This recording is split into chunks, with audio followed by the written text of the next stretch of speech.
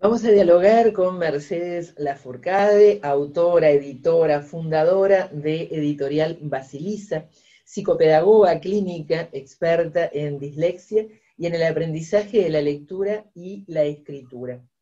En el año 2017 fundó Basilisa, una editorial inclusiva, como se presenta, que diseña libros de cuentos para niñas y niños con dislexia y otras dificultades lectoras. Y en este año, 2021, la Fundación Cuatro Gatos premió uno de esos libros, que es Nazumi y Naoki. Bienvenida, Mercedes Lafourcade. Un gusto conocerte a través de esta entrevista y un gusto porque además los libros están llevando adelante una tarea, una visión y misión bien particular. Sí, bueno, buenos días, Dinora, muchas gracias a ustedes por la invitación, es un gusto para mí y realmente un orgullo poder, bueno, ser representante de esta serie de autores premiados por la Fundación Cuatro Gatos, que es una fundación que está teniendo mucho prestigio a nivel internacional, donde se presentan editoriales de gran porte y obtienen premios los autores más renombrados del libro álbum infantil, del libro álbum en general. Y bueno, Uruguay está teniendo una gran presencia porque en los últimos años ha florecido en cuanto a la producción de literatura infantil con una cantidad de autores, ilustradores y escritores de muy, muy buena calidad reconocidos en todas las ferias. Primero Así que que bueno, ser nada, parte de eso me enorgullece muchísimo. ¿cómo surgió eh, el hecho de pensar la editorial Basilisa y de pensar este tipo de libros para niños que van de una franja de unos 7 a los 12 años prácticamente, ¿no?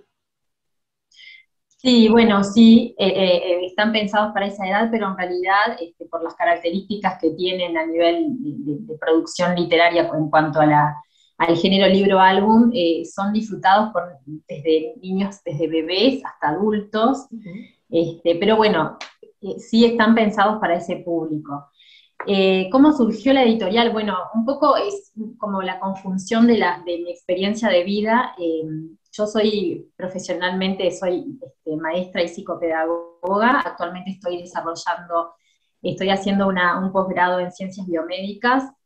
Y al mismo tiempo, bueno, soy mamá de dos niños que tienen dislexia, casualmente, ¿no? La vida me puso como en ese lugar de ser profesional, dedicada mi especialidad es la dislexia, y bueno, mis hijos, no los diagnostiqué yo, pero son por herencia disléxicos, porque es una condición hereditaria y genética por herencia de su papá.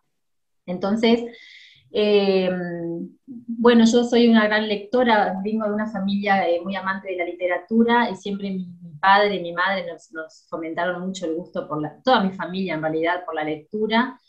Y, y bueno, cuando me enfrenté con la realidad, además de que tenía los niños con los que yo trabajo a nivel clínico, eh, también mis hijos, que son niños con una gran inteligencia, gran creatividad, o sea, todos los niños que tienen dislexia, ¿no?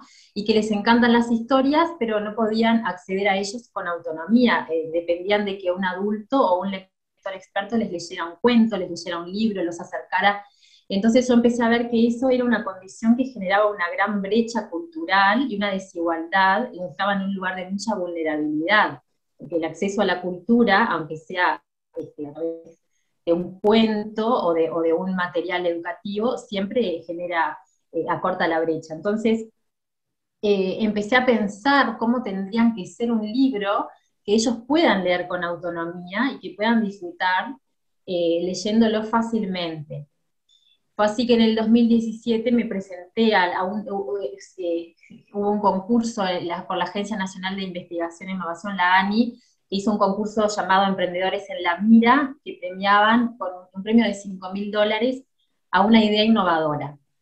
Yo me presenté con la idea de generar una editorial que diseñe libros para personas con dislexia, libros de cuentos, y bueno, obtuve el primer premio, Y fue así que con eso, con ese primer premio, empecé, bueno, todo un camino de investigación. Me comuniqué con expertos de acá de Uruguay y de España para que me asesoraran también, porque no era suficiente mi conocimiento para poder desarrollarlo. Y bueno, y empecé a tener apoyos, ayudas, y empecé con la publicación de mi primer libro, Milo y Manu, y bueno, y continué hasta hoy que estoy ya por publicar el quinto título. Una colección y una editorial que dentro de la presentación dice justamente una editorial inclusiva y que además está muy vinculada con un dato que se estima que 57 millones de hispanohablantes podrían tener dislexia y muchos de ellos aún no lo saben. Entonces, ¿cuánto esto está en la base de muchos problemas de aprendizaje que justamente cuando tú dices los libros, armarlos de determinada manera, construirlos sintácticamente de determinada manera, cuidar el léxico, cuidar inclusive que el fondo sea blanco, donde estén las letras. Es decir, una serie de detalles, algunos muy sencillos y otros que tienen que ver con lo complejo del propio armado lingüístico del texto, pero que si ponemos el foco allí, en la graduación de la complejidad, por ejemplo, ya de por sí estamos ayudando a el encare de esas personas, de esos niños, de esas niñas con dislexia, ¿no? Es decir, y a su vez no es menor contarle a los oyentes y que cada uno de los libros tiene una guía de mediación. Y esa guía de mediación y toda la colección está apuntada también a que se lleve adelante y se pueda observar, es decir, investigar, si dan resultados. Entonces, pensaste todo el ciclo, Mercedes. Pensaste el producto, pensaste la mediación, la guía, pero también pensaste en contrastarlo empíricamente para ver si brinda los resultados que se esperan. Exactamente, mira, en realidad, y fui un poquito más allá, que ahora te voy a contar la novedad que tengo. Eh, Primero, bueno, tenía que ser un libro accesible, que sea de fácil lectura. Entonces, las primeras variables, las variables que tienen que ver con facilitar la lectura, están en la forma y en el contenido. Entonces, en la forma es muy simple, porque se utiliza fondo blanco para imprimir, se acompaña de ilustraciones. Se utiliza tipografía aumentada con interlineados generosos, bueno, pero después hay variables que tienen que ver con el tipo de palabras que se usan, de qué manera impacta cada palabra en el proceso de la lectura, ¿no? Entonces, ya hemos, en el grupo de investigación que estamos desarrollando en la Universidad de la República, más de 15 variables hemos descubierto, en realidad no las descubrimos nosotros, es una revisión bibliográfica y nosotros las ponemos en práctica y ahora la estamos intentando probar, a ver qué tanto mejoran o qué tanto facilitan la lectura en los escolares con dificultades lectoras. Entonces, por ejemplo, hay algunas variables con qué frecuencia aparecen esas palabras en el español, cuál es la extensión de la palabra, o sea, cuántas sílabas o cuántas letras tiene, cuántos vecinos, lo que llamamos vecinos ortográficos, es decir, palabras que se escriben de manera muy similar, por ejemplo, pala y mala, ¿no? Son palabras que tienen casi la misma composición ortográfica, pero son dos palabras diferentes, pero los niños cuando tienen dislexia se confunden fácilmente cuando tienen muchos vecinos.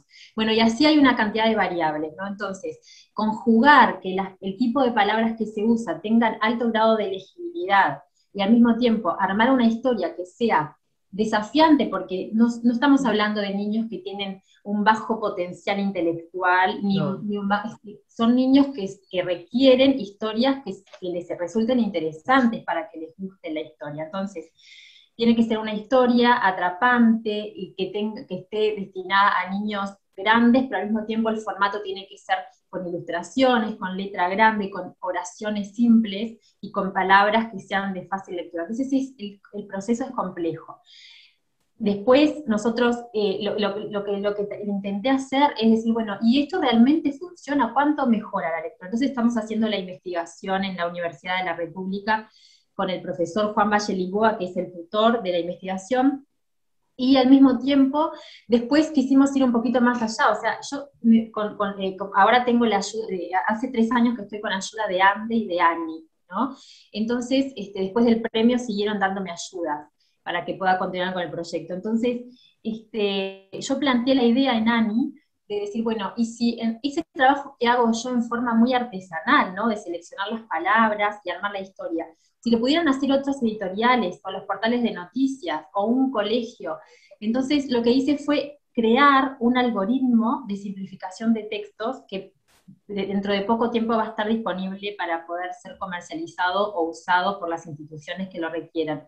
Entonces, lo que generé fue un banco de palabras, de miles de palabras, de muchas miles de palabras, cada una analizada en todas sus variables lingüísticas, o sea, cuál es su extensión, cuál es su frecuencia por millón, cuáles son sus vecinos, etcétera, etcétera, etcétera, para que el lector, el escritor, cuando quiere escribir un cuento o una noticia accesible, pueda usarlo como asistente, entonces pueda, cuando escribe una palabra que está catalogada como no accesible, el algoritmo la pinta de un color, le da un rango y te sugiere un sinónimo sustituto o varios sinónimos que también están catalogadas que sean más accesibles. Eso en breve va a estar disponible y lo estamos desarrollando, lo estoy desarrollando con la ayuda de la Agencia Nacional de Investigación y con la ayuda de la Universidad de la República, y bueno, es una gran noticia, pero es todo a pulmón, y con vías a que sea expandido a nivel mundial, ¿no? Por eso Ani Exacto. está como apostando a la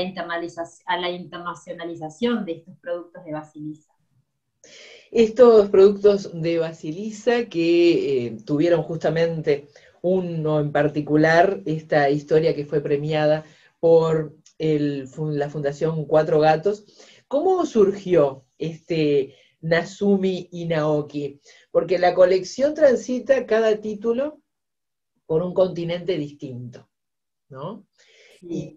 Y en este caso, que además esta historia tiene un epígrafe muy particular que está tomado de una antigua leyenda japonesa que dice: aquel pez que pueda nadar contra la fuerte corriente y alcanzar el nacimiento del río se transformará en un poderoso dragón. Que en definitiva ese fragmento resume todos los caminos por los que pasa toda niña, todo niño que se enfrenta a las dificultades de aprendizaje, ¿no? Que con Exacto, buenos Dinora, pero mediadores ¿sabés puede qué? transformarse en un Sí, dragón, ¿no?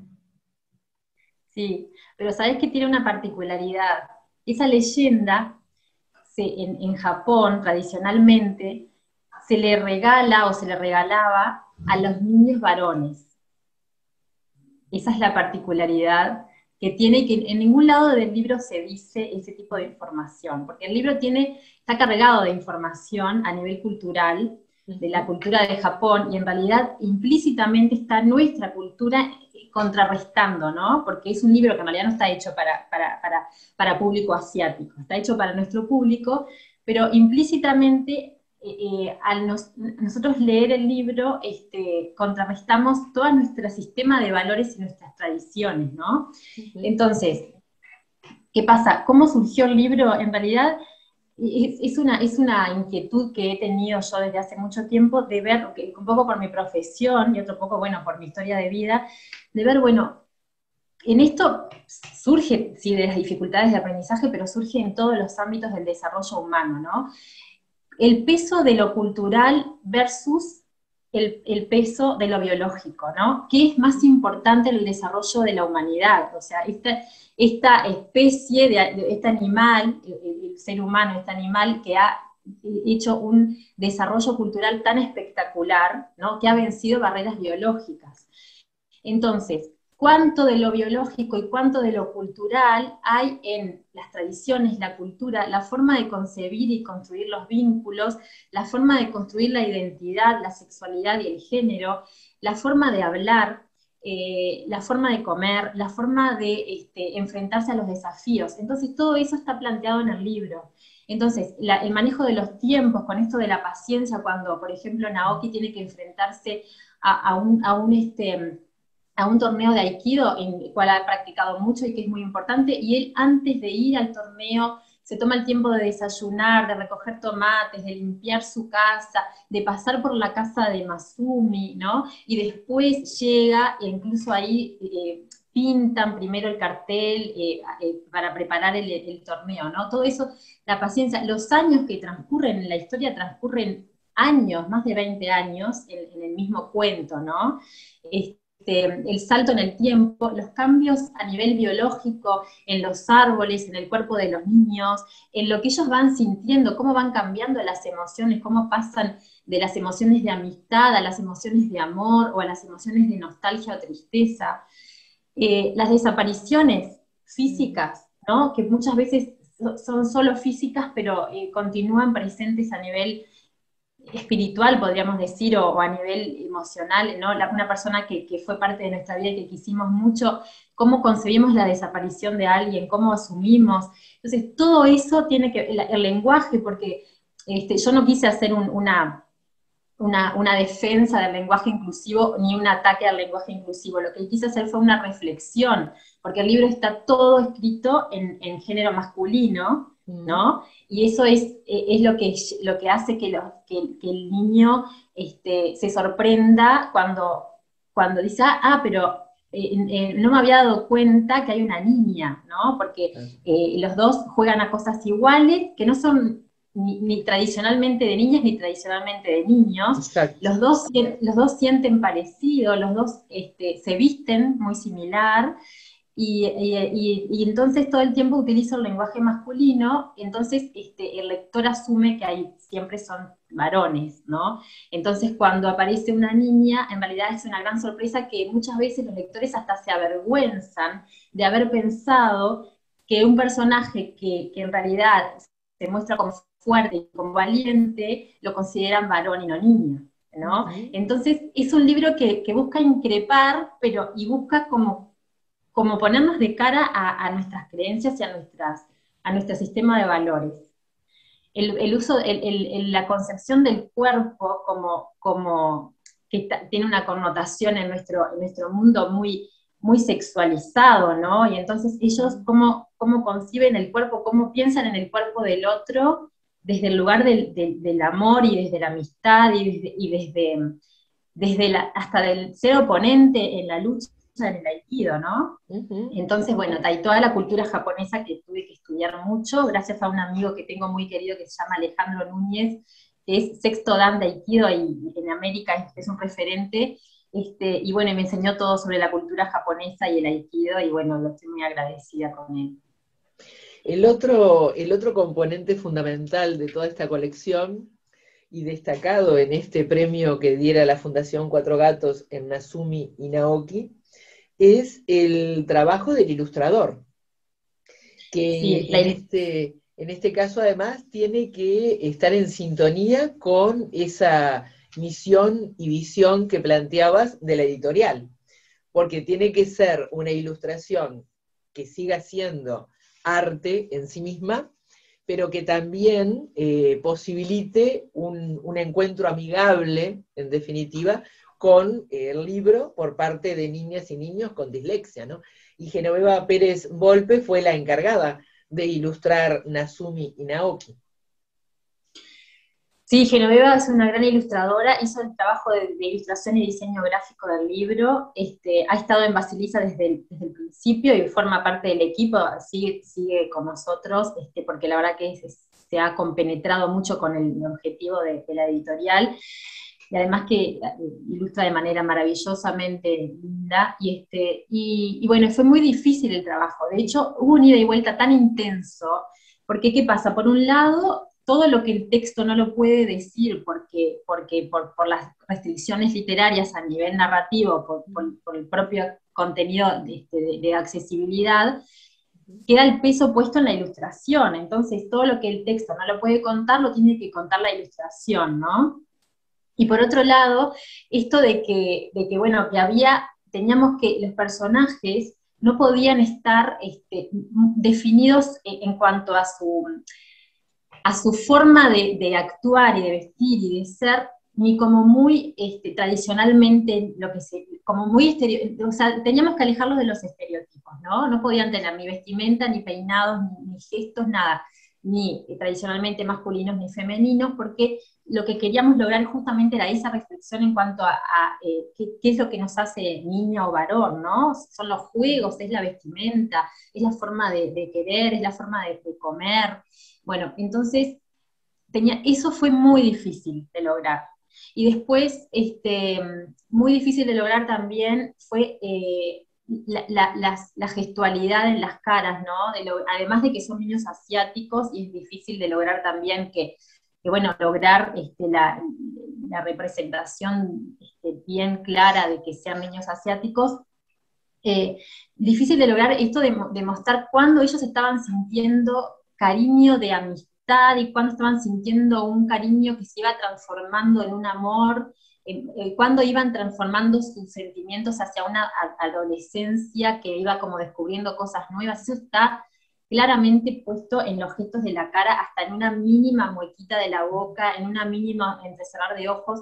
Después el agregado de los elementos como las mariposas, o bueno, el gato y el perro, que tienen todo un lugar ahí de una historia paralela. De hecho, las mariposas son como una intertextualidad, son las mariposas amarillas de 100 años de soledad, que como en esa novela representan el amor romántico, ¿no? De los amantes que tenían prohibido verse. Entonces, cada vez que ellos sienten algo así como medio entre el amor y la amistad, aparecen las mariposas, ¿no?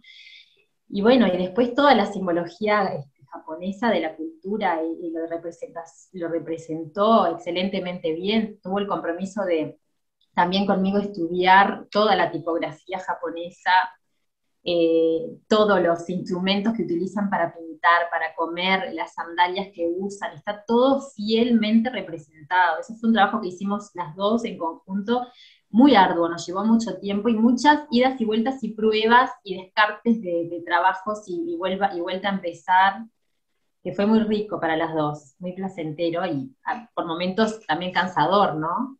Todo lo que estás planteando genera esa composición de lugar de que lograron sintonizar y armonizar, mantener el arte a nivel literario, a nivel de ilustración, con Sí.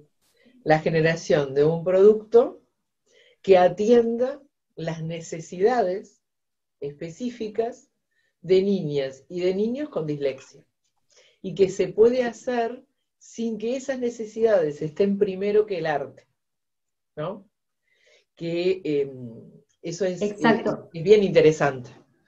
Sí, porque sabés que lo que yo no quería cuando planteé el proyecto no quería transformar los libros de cuentos en un objeto educativo. Eso Exacto. Es lo que no quería. O sea, tenía miedo de eso, siempre cuidé mucho eso. De hecho, cuando hice las guías, dudé mucho, porque yo dije, estas guías no quiero que se transformen en un recurso educativo, sino en un libro de cuentos. O sea, quiero que sea literatura pura y dura, solo que el niño lo pueda leer con facilidad. De hecho, no solo es para niños con dislexia, pueden leerlo, es para todo público, solo que además incluye al público con dificultades lectoras. Entonces, ese es el gran desafío de cada título que publicamos, porque publicar un libro de cuentos no es fácil, pero es relativamente más fácil que un libro de cuentos accesible, ¿no? Publicar un libro educativo tampoco es fácil, pero es más fácil que un libro de cuentos accesible. Entonces, ¿cómo hacer para respetar el género literario, para respetar todo lo que implica hacer un libro álbum, y al mismo tiempo que el libro no solamente sea de fácil lectura, sino que le ayude a mejorar la lectura, porque también le incluimos como algunos elementos. En Masumi Naoki tiene unos determinados elementos, los otros libros tienen otros determinados elementos, por ejemplo, algunas palabras que son especialmente difíciles para los niños con dislexia, las incluimos como muy repetidas veces para que hagan un efecto práctica. Entonces tienen como que lo leen con facilidad, pero al mismo tiempo repiten algunas que son difíciles o sea, es como un juego entre lo fácil y el desafío, entre la facilidad y el desafío, ¿no? No es todo fácil, también tiene obstáculos, porque lo que queremos es que puedan leer este libro, se motiven con la lectura y al mismo tiempo mejoren un poquito para que el próximo libro sea un poquito más difícil y así puedan nivelarse cada vez más. Entonces, el desafío es enorme.